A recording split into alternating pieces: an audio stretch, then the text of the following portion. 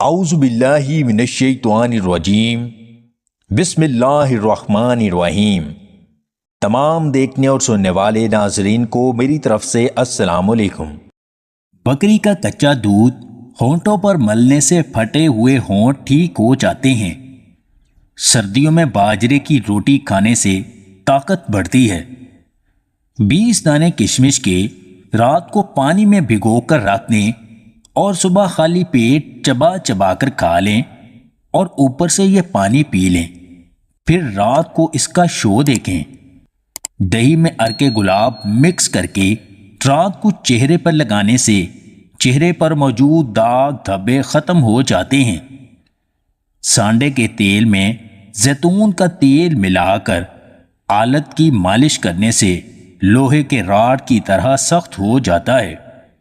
بدن میں طاقت بڑھانے کے لیے رات سونے سے پہلے خشخاش والا دودھ پیا کریں۔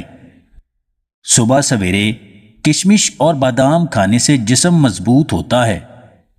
سردی کے موسم میں تھوڑا سا گڑ کھانے سے آپ کو سردی نہیں لگے گی۔ پودینے کا پانی پینے سے بدن کی جلد نکھر جائے گی۔